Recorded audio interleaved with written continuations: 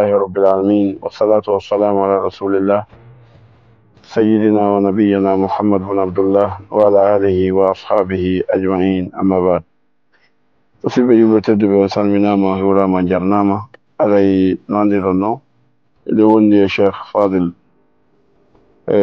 الشيخ موسى عبد الله منبيع دنكا إذا عندك لنده على يوسف إذا عندي تانغون دودا gogo ko adi kon taw ko wasi hondo marɗon ko wawa to wasiyade julɓe ɓe fof est ce que yi hande boyno watti coñci l'islamu kono tawa l'islamu mo yolinoke surtout ɓe yenna ɓe sahaba yenna nene aicha e fatima e ko nandite mum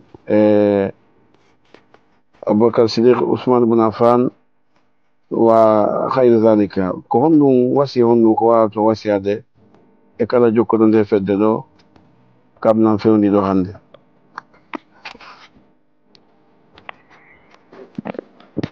Waleykum salam wa rahmatullahi wa barakatuhu. Yetti Allahu subhanahu wa ta'ala en jarni mo kanko Allah e dow moƴƴereji makko e nemaji makko e dow meɗen en duwanike annabi meɗen Muhammadin sallallahu alayhi wa sallam.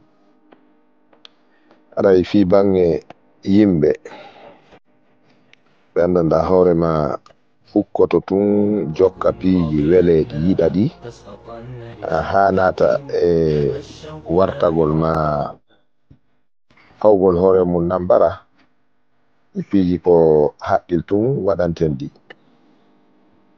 hara goɗɗo heɓaki o heɓo ha gasa o fawe an kadi heɓagol o heɓo o heɓinore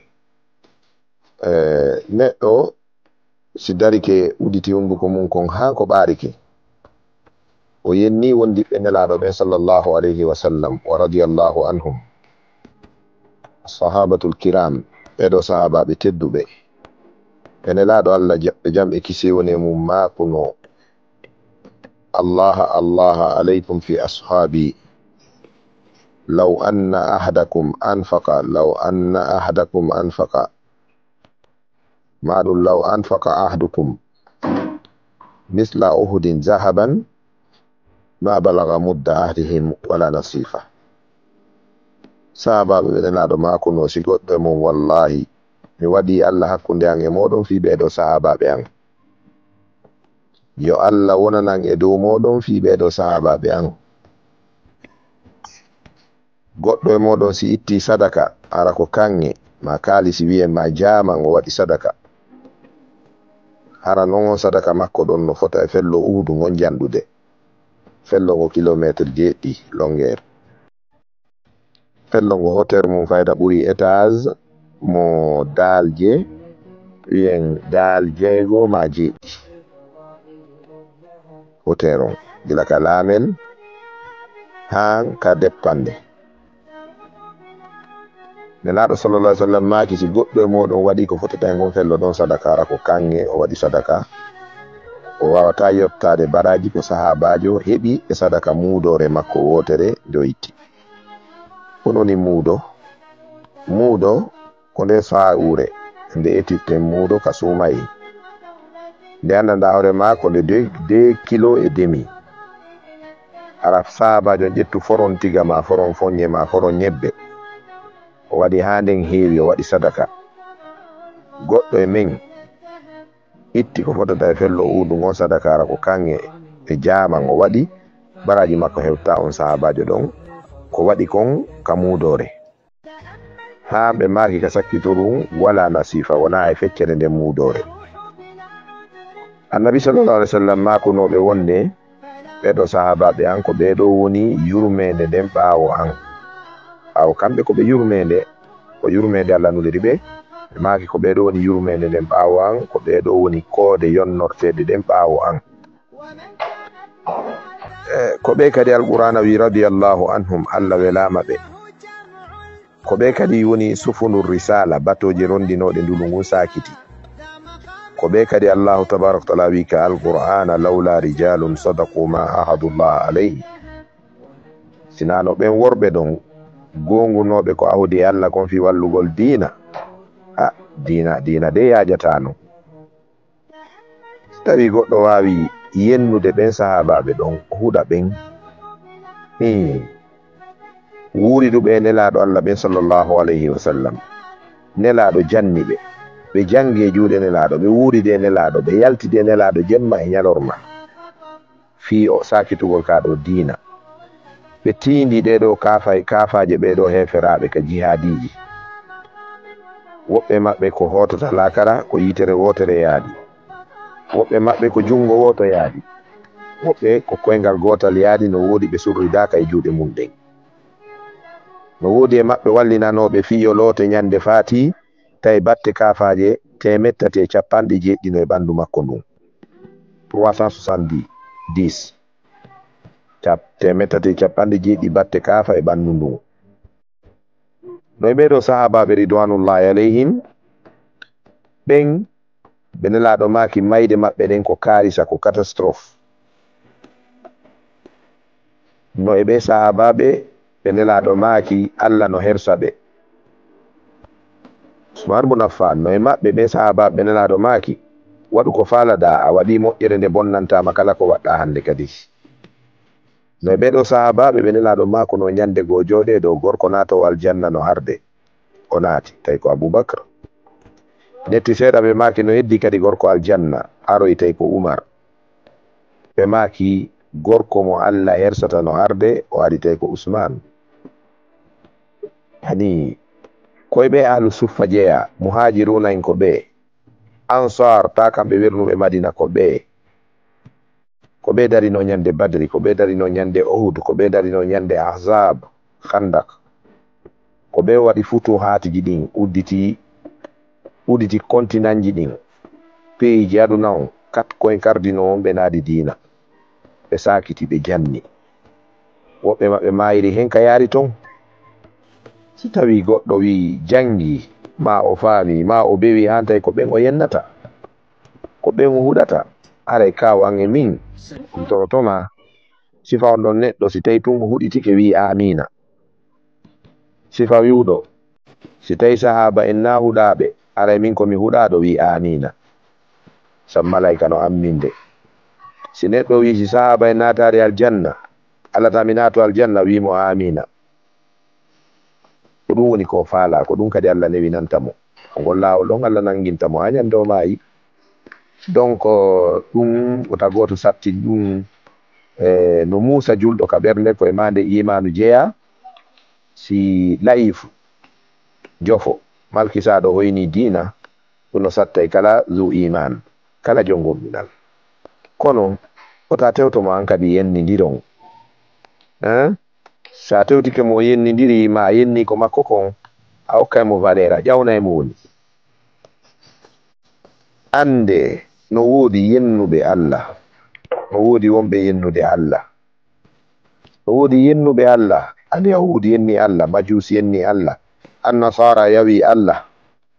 Awa yimɓe kadi ari la'ifu alato wona al yahudu na nasara wona julɓe yennoɓe Allah. Hatti yennugol Allah wi'ugol o wodaka. Fami philosophe ɓe matérialiste ɓen wi Allah n'existe pas. Il n'y a pas un créateur. Il n'y a pas un Dieu qui mérite l'adoration. Il n'y a pas un créateur qui mérite le monothéisme. Tout ça se dit. Yimɓe ara ko janguɓe ha wawi moƴƴinde ko immoto ka leydi wira wirida yimɓe no wodi wolɓe ɗum. Janguɓe fi duule, jangi fi ndiyan, jangi fi keneli, jangi gande ha tawi no wawi wadde programme fi no aduna wallitore ka jerugol. Daro wiya Allah ala hoyre ko ɗon haaɗi. E ɓe dari ɓe wi Allah ko wudduɗo. Ɓe wiyano Allah yadullahi mahlula, juuɗe Allah no kolbi. Awa ɗum ko milla wahida ni, ko laawol gotol, ko jolokowol gotol. Heferaɓe hankin ɓen e heferaɓe hande ɓen ɗum ko hoore bukkol, ko ɓandu woturu. Sa taƴi bukkol ngol hoore nden musete, sa taƴi hoore nden bukkol ngol waltoto.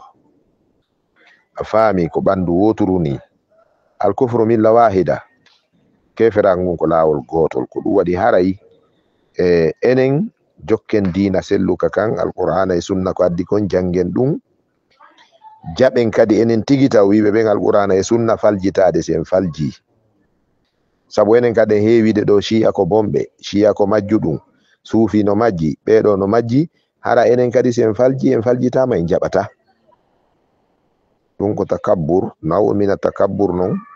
eɗen andi batrul haqqi wa khamtun nas ko ɗum nelaɗo maki ko mawnintinare. nde ɗa wiya goɗɗo ko bonɗo hara yiɗa hani ka wona moƴƴo, ɗo jeeya non e moƴƴugol jaɓugol goonga ka diina ma, ka jikku ma, ka gurdam ma, ka wondigal maɗa, wano ka ɓengure maɗa, ma ka kawtal ma ka siɓɓe ma ka gollideteɓe maɗa, ma e bange no noddiranta diina kan non. tawa an kadi sa wiyama ɗum ɗo ko ella hara ɗa wakkili yiltagol, non hanuɗen wawde. si en wa'i non musidɓe julɓe tedduɓe, iza tamassakna bil kitabi was sunna tamassukan itiqadiyan amaliyan da'wiyan, hara en jogite oɗo sunna alqur'ana e sunna, jogitande finde, jogitande gollitirgol, jogitande noddugol, ala hay goto wona alyahud, wona nasara, wona shi'a, wona kaza wa kaza, ala wawɗo yeƴude islamu, sabu Allah tabaraka taala wi inna allaha la mutimmu nurihi walau kariha alkafirun. donc haray koyeranji ɗin hande ɗi ɗuuɗi kono sifa ɓe yimɓe tan tewtoɓe sonnaɓe nelaɗo ɓe ridwanullahi alayhim, ɓe Allah wi wa azwajuhu ummahatuhum, sonnaɓe nelaɗo, ɗum ko aya alqur'ana ni, qur'anun yutla ila qiyami sa'a. Allah wi wa azwajuhu ummahatuhum, rewɓe muhammadu ɓen ko neniraɓe kala gomɗinɓe. sahaba en fo inni ɓe ummahatul mu'minin, alu beyti nabi sallam ɓen gure nelaɗo nden fo wi ɓe ummahatul mu'minin. sayyidina ali radiallahu anhu o landa fi sayyidina nene aisha radiallahu anha, kamɓe sayyidina ali aɓe maki hiya ummi wa ummul mu'minina, ko nene an, ko nene kala gomɗinɓe, malgré ko nene an, ko nene kala gomɗinɗo. esan si tawi goɗɗo ari ɓe alqur'ana wi ko nene ma, si tawi ko a gomɗinɗo, a yenni ɓen, mo yenni ɓen, haray ko kanko prouvani en wonde na o gomɗinɗo. ko ɗum waɗi nene Aisha radiallahu taala anha ɓawo ɓe senike leydi Kufa, ɓe jantanano neɗɗo goto e rafidankoɓe, yimɓe shi'a sabayiyankoɓe, no yenna ɓe. nene Aisha maki ɓay o yennila, wiɗon mo honɗum, wonɗo ɓe sifanade o wi nene mi inni ɓe ta yenno Aisha ko yumma gomɗinɓe ɓen. nene Aisha maki o jaabi ma honɗum, gorko on o wi'i lan wonde laysat umman li, Aisha wona nene wonandela min, wona nene an.